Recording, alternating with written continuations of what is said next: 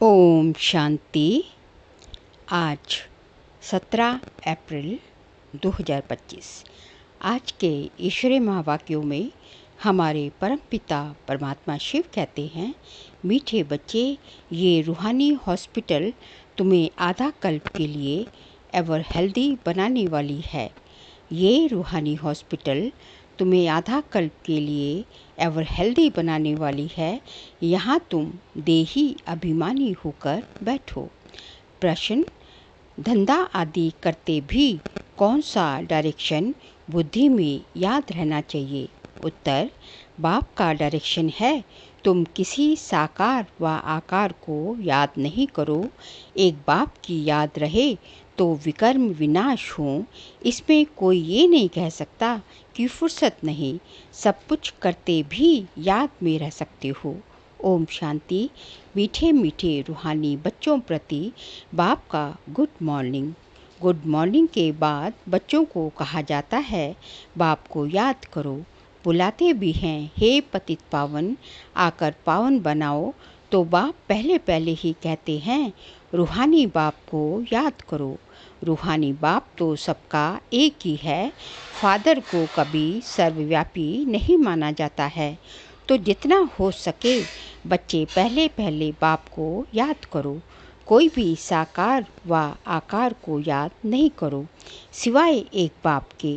ये तो बिल्कुल सहज है ना। मनुष्य कहते हैं हम बिजी रहते हैं, फुर्सत नहीं, परंतु इसमें तो फुर्सत सदैव है। बाप युक्ति बतलाते हैं, ये भी जानते हो, बाप को याद करने से ही हमारे पाप भस्म होंगे। मुख्य बात है ये, धंधे आदि की कोई मना नहीं है।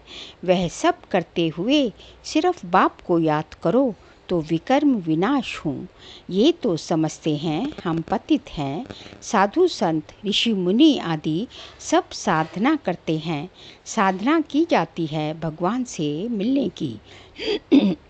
सो अब तक उनका परिचय ना हो तब तक तो मिल नहीं सकते।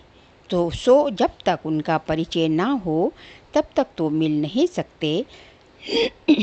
तुम जानते हो, बाप का परिचय दुनिया में कोई को भी नहीं है। देह का परिचय तो सबको है। बड़ी चीज का परिचय झट हो जाता है। आत्मा का परिचय तो जब बाप आते हैं तभी समझाएं। आत्मा और शरीर दो चीज़ें हैं। आत्मा एक स्टार है और बहुत सूक्ष्म है, उनको कोई देख नहीं सकता। तो यहाँ जब आकर बैठते हैं तो देही अभिमानी होकर बैठना है। ये भी एक हॉस्पिटल है ना, आधा कल्प के लिए एवर हेल्दी होने की। आत्मा तो है अविनाशी, कभी विनाश नहीं होती। आत्मा का ही सारा पार्ट है। आत्मा कहती है, मैं कभी विनाश को नहीं पाती हूँ।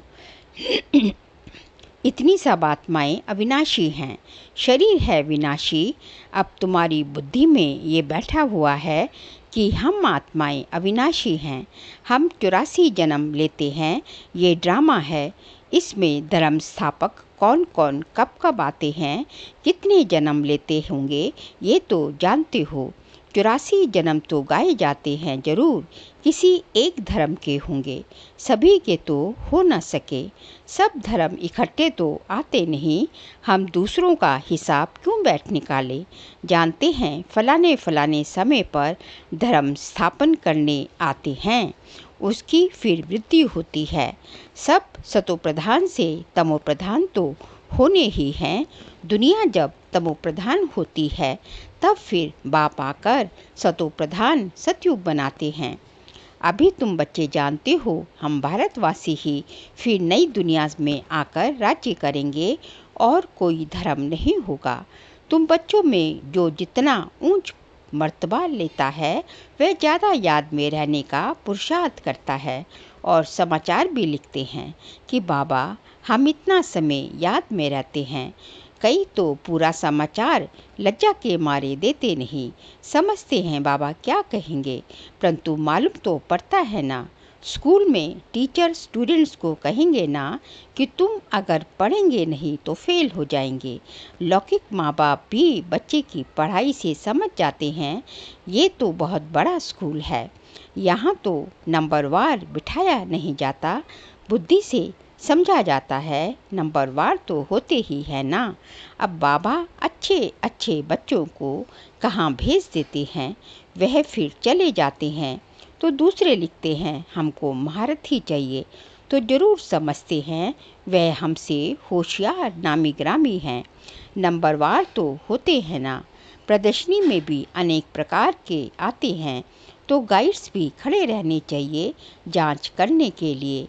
रिसीव करने वाले तो जानते हैं ये किस प्रकार का आदमी है, तो उनको फिर इशारा करना चाहिए कि इनको तुम समझाओ, तुम भी समझ सकते हो।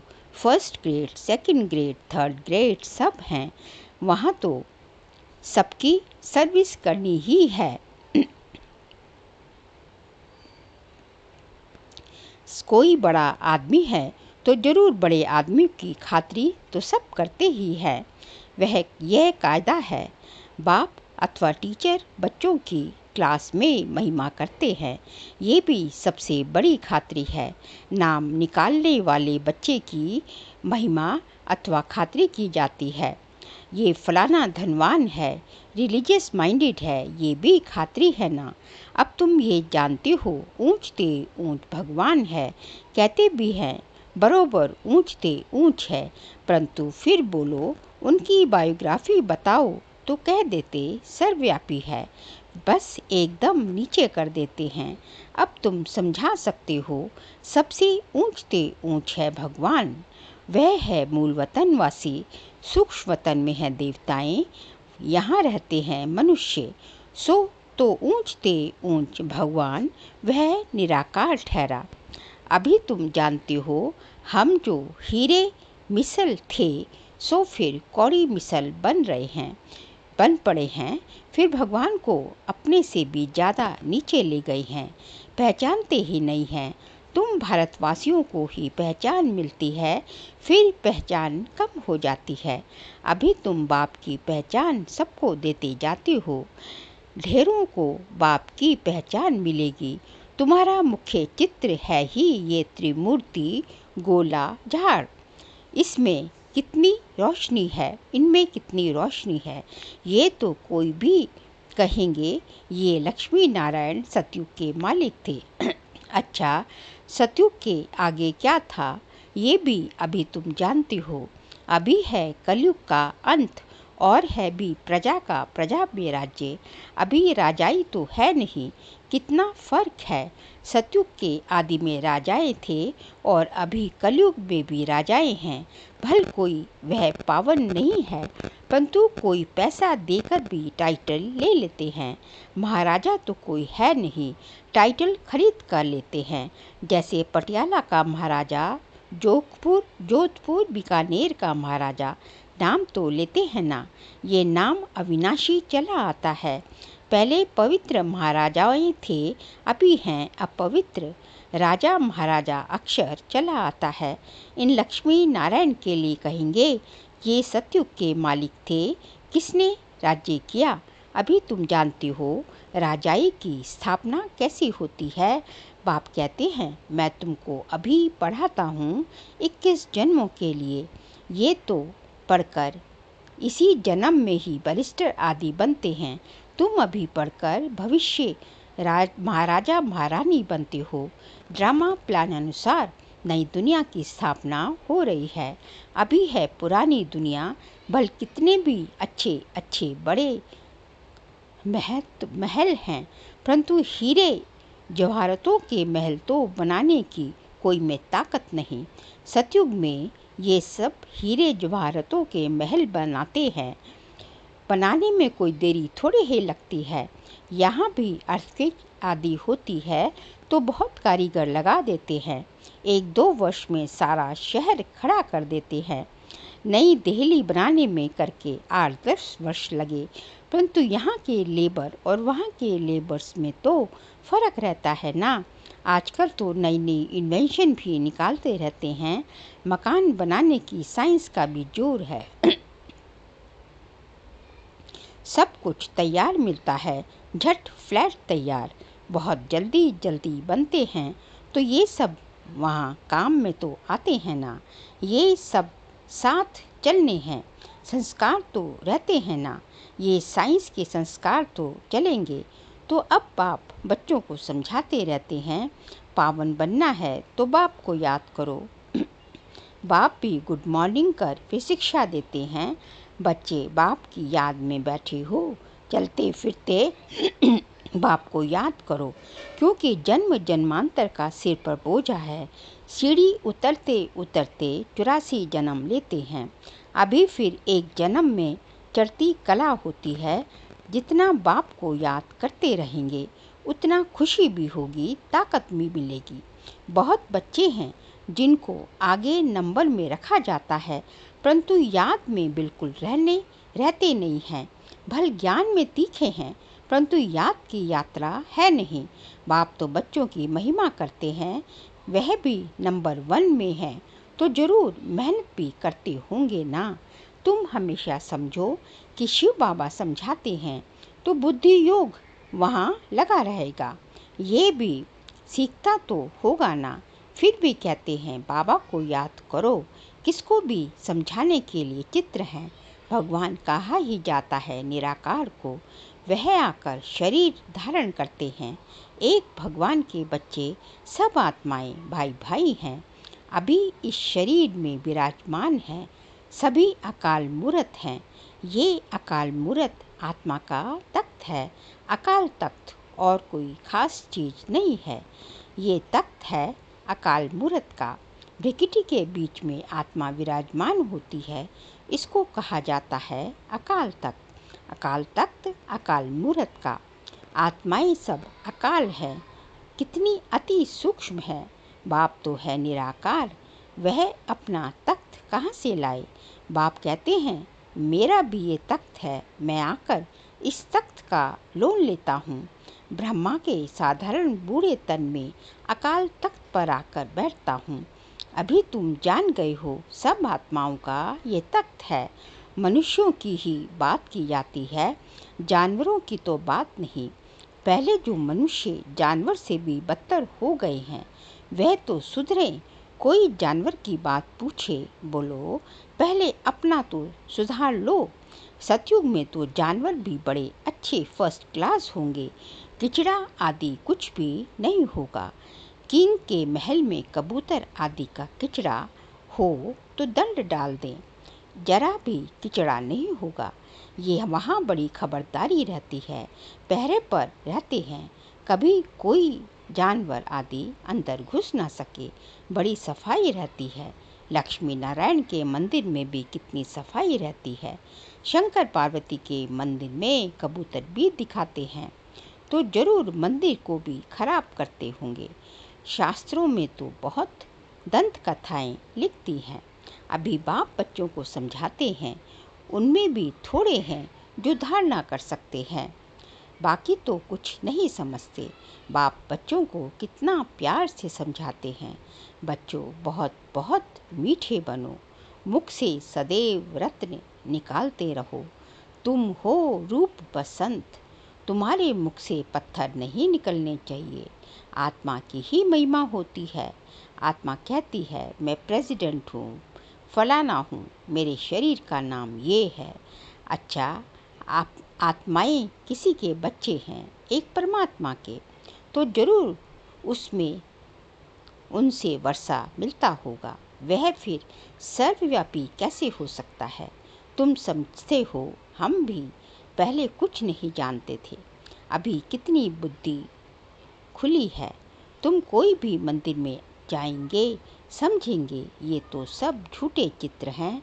10 भुजाओं वाला हाथी की सूंड वाला कोई चित्र होता है क्या। 10 भुजाओं वाला हाथी की सूंड वाला कोई चित्र होता है क्या। ये सब है भक्ति मार्ग की सामग्री। वास्तव में भक्ति होनी चाहिए एक शिव बाबा की, जो सबका सद्गति दाता है। तुम्हारी बुद्धि में है। ये लक्ष्मी नारायण भी 84 जन्म लेते हैं, फिर ऊंचते ऊंच बाप ही आकर सबको सद्गति देते हैं। उनसे बड़ा कोई है नहीं। ये ज्ञान की बातें तुम्हारे में भी नंबरवार धारण कर सकते हैं। धारणा नहीं कर सकते तो बाकी क्या काम के रहे। कई तो अंधों की लाठी बनने के बदले अंधे बन जाते हैं।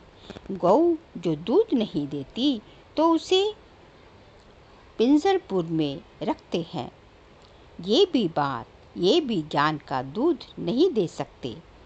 बहुत हैं जो कुछ पुरुषार्थ ही नहीं करते, समझते नहीं कि हम कुछ तो किसका कल्याण करें। अपनी तकदीर का ख्याल ही नहीं रहता, बस जो कुछ मिला सो अच्छा।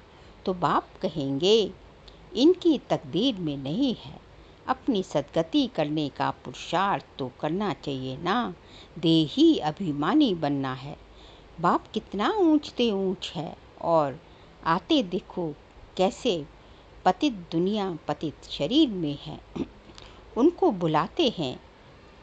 बुलाते ही पतित दुनिया में है। जब रावण बिल्कुल ही भ्रष्ट कर देते हैं तब बाप आकर श्रेष्ठ बनाते हैं। तो जो अच्छा पुरुषार्थ करते हैं वह राजा रानी बन जाते हैं। जो पुरुषार्थ नहीं करते वे गरीब बन जाते हैं। तकदीर में नहीं है तो तदबीर भी कर नहीं सकते। कोई तो बहुत अच्छी तकदीर बना लेते हैं। हर एक अपने को देख सकते हैं कि हम क्या सर्विस करते हैं। अच्छा, मीठे मीठे सिकिल दे बच्चों प्रति माता पिता बाप दादा का याद प्यार और गुड मॉर्निंग। रूहानी बाप की रूहानी बच्चों को नमस्ते। हम रूहानी बच्चों की रूहानी बाप दादा को नमस्ते नमस्ते, गुड मॉर्निंग। सार के लिए पॉइंट है, रूप बसंत बन मुख से सदैव रत्न निकालने हैं। बहुत बहुत मीठा बनना है। कभी भी पत्थर अर्थात कटु वचन नहीं निकालने हैं। सेकंड पॉइंट, ज्ञान और योग में तीखा बन अपना और दूसरों का कल्याण करना है। अपनी ऊंच तकदीर बनाने का पुरुषार्थ करना है। अंधों की लाठी बनना है। आज का बाबा का वरदान है, त्रिमूर्ति स्वरूप का तिलक धारण करने वाले संपूर्ण विजयी भव। त्रिमूर्ति स्वरूप का तिलक धारण करने वाले संपूर्ण विजयी भव। स्वयं की स्मृति, बाप की स्मृति और ड्रामा के नॉलेज की स्मृति, इन्हीं 3 स्मृतियों में सारे ज्ञान का विस्तार समाया हुआ है। नॉलेज के वृक्ष की ये 3 स्मृतियाँ हैं। जैसे वृक्ष का पहले बीज होता है, उस बीज द्वारा 2 पत्ते निकलते हैं, फिर वृक्ष का विस्तार होता है। ऐसे मुख्य है बीज बाप की स्मृति, फिर 2 पत्ते अर्थात आत्मा और ड्रामा की सारी नॉलेज। इन 3 स्मृतियों को धारण करने वाले स्मृति भव व संपूर्ण विजयी भव के वरदानी बन जाते हैं। बाबा कहते हैं कि 3 स्मृतियों में सारे वृक्ष का विस्तार समाया होता है। जैसे कि इसी तरह जो है, जैसे स्वयं की स्मृति, बाप की स्मृति और ड्रामा के नॉलेज की स्मृति, इन्हीं 30 स्मृतियों में सारी कल्प वृक्ष का जो है सारा ज्ञान समाया होता है। जैसे बीज से जो है पहले बीज होता है, उससे 2 पत्ते निकलते हैं और फिर जो है उसी से बीज का वृक्ष का विस्तार होता है। इसी तरह जो है बाबा कहते हैं कि बीज है परमपिता परमात्मा की स्मृति, फिर 2 पत्ते हैं आत्मा और ड्रामा की सारी नॉलेज। इन 3 स्मृतियों को जो धारण कर लेगा, मतलब बीज की, परमपिता परमात्मा की, आत्मा की और ड्रामा की, वो जो है स्मृति भाव का और संपूर्ण विजयी भाव का वरदानी बन जाएंगे। स्लोगन है, प्राप्तियों को सदा सामने रखो तो कमजोरियाँ सहज समाप्त हो जाएगी। प्राप्तियों को सदा सामने रखो तो कमजोरियाँ सहज समाप्त हो जाएंगी। बाबा कहते हैं कि तुम्हारी प्राप्तियाँ क्या हैं, उनको सामने रखेंगे। बाबा के ज्ञान में आने के बाद क्या क्या प्राप्तियाँ हुई उनको सामने रखेंगे, तो जो है आपका योग भी अच्छा लगेगा और आप जो है बाबा की तरफ जो है लगाओ, बाबा की तरफ झुकते जाएंगे। तो बाबा से ज्ञान, बाबा से योग लगाने का सहज साधन है। बाबा से जो ज्ञान में आने के बाद जो प्राप्तियाँ हो रही है बाबा से, उनको सामने रखो, तो उससे जो आपकी जो कमजोरियाँ हैं वो सहज ही समाप्त हो जाएंगी। फिर अप्रैल मास का व्यक्ति इशारे का सब्जेक्ट है कंबाइन रूप की स्मृति से सदा विजयी बनो। आज का पॉइंट है संगम युग पर ब्रह्मा कुमार ब्रह्मा कुमारी अकेले नहीं हो सकते, सिर्फ बाप के साथ का अनुभव, कंबाइंड पन का अनुभव इमर्ज करो। ऐसे नहीं कि बाप तो है ही मेरा, साथ है ही नहीं, साथ का प्रैक्टिकल अनुभव इमर्ज हो तो ये माया का वार नहीं होगा। माया हार खा लेगी, सिर्फ घबराओ नहीं। क्या हो गया, हिम्मत रखो, बाप के साथ को स्मृति में रखो, तो विजय आपका जन्म सिद्ध अधिकार है। बाबा कहते हैं कि ऐसे मत बोलो कि बाप तो है ही मेरा, बाप तो है ही हमारे साथ। ऐसे नहीं, बाप के साथ की स्मृति, जब बाप के साथ की जो है भासना जो है इमर्ज रूप में होनी चाहिए कि मैं जहाँ जहाँ हूँ, मैं जो जो कर रहा हूँ, मैं जहाँ मेरे साथ बाबा के साथ का अनुभव जो है प्रैक्टिकली अनुभव हो। तो जब ऐसा आपकी आदत पड़ जाएगी तो माया का वार हो ऐसा हो नहीं सकता। माया आपसे हार खा लेगी, क्योंकि आप तो हो ही जय विजय, आपका जन्म सिद्ध अधिकार है। अच्छा, ओम शांति।